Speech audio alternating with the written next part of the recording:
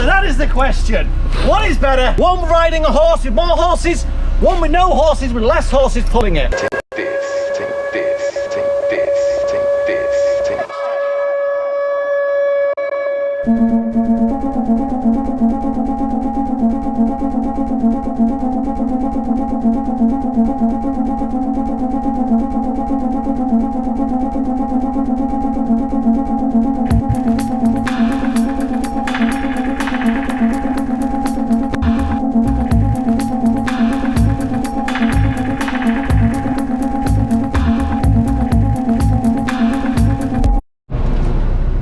Okay, straight in.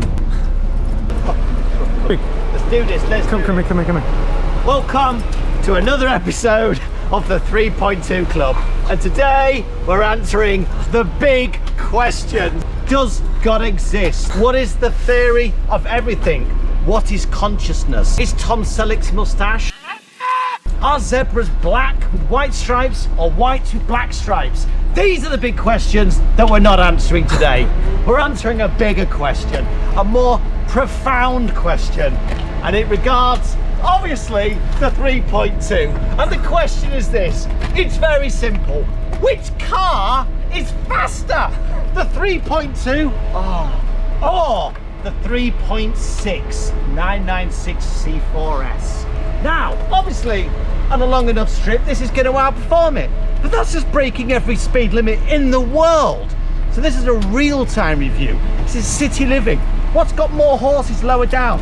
When this is in second gear, in the sweet spot, about 3,500 revs just before all the horses out screaming, is this car unbeatable?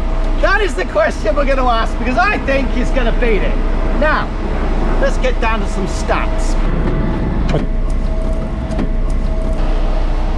So let's have a little look at the beating heart of the beast. Here we have it, the legendary 3.2. Look at this. Now this has an output of roughly 230 horsepower at 5,900 revs, roughly. Obviously this is an old car, might have lost a few horses along the way, or they've gone out to pasture, or they've been made into glue. We don't know. This car, the 3.6, let's have a look what this has got. Thought it was down here. Oh yeah, of course. We've got a button. Under here, we have a 3.6 engine. And this produces 320 horsepower, but this has been chipped. It's got a performance exhaust.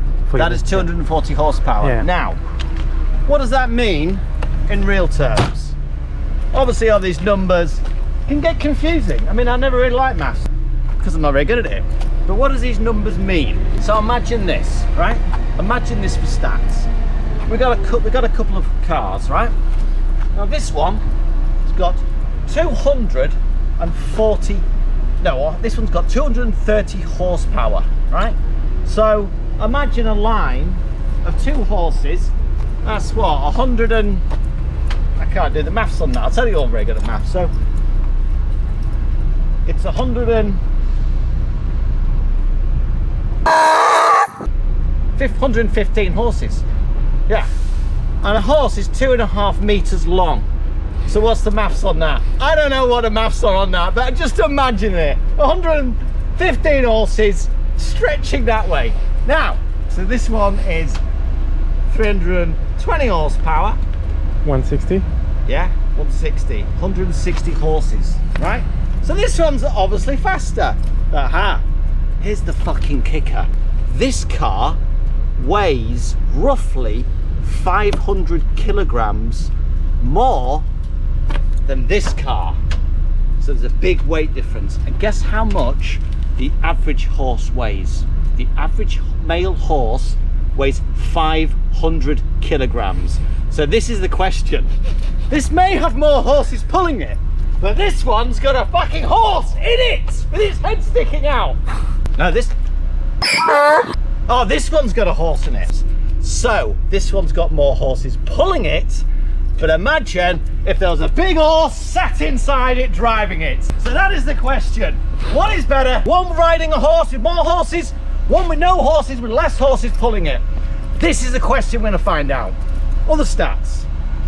This is 4-wheel drive. So I just put my pedal down and off it goes. It's gonna grip if it's raining, snowing, any weather, it grips, it goes. This on the other hand, this is like, you got to get your engine, you got to get your revs, you're revving, you got to get your clutch slip going on, and then you got the other problematic thing, which is the gear change. It's a 915 box. This is going to be the stress load. His mind is already thinking of the second gear change. He knows if he can get that gear in just right, he's got a chance of beating this. But these are what we're going to find out today. In its maximum rev, second gear, can it outrun this? These are the questions we're answering on the 3.2 Club.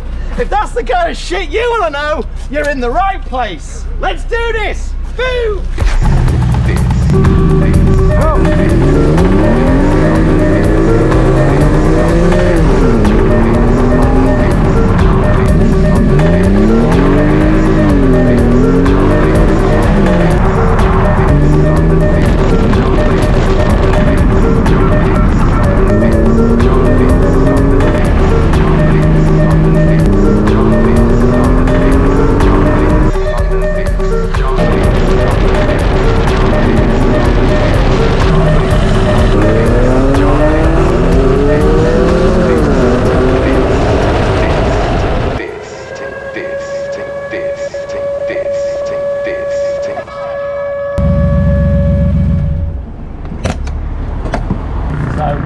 Yeah, when we did the 9-0-60 off the lights,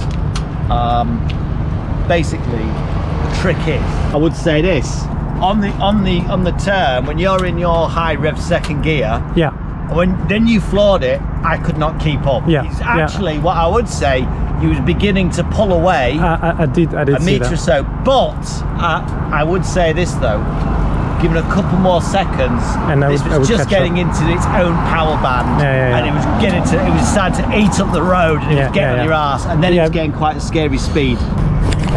So what have we learned so far on this thrilling episode of the 3.2 Club? What we've concluded is this: 0 to 60, it's about the first, when you're in the first gears, they're quite level.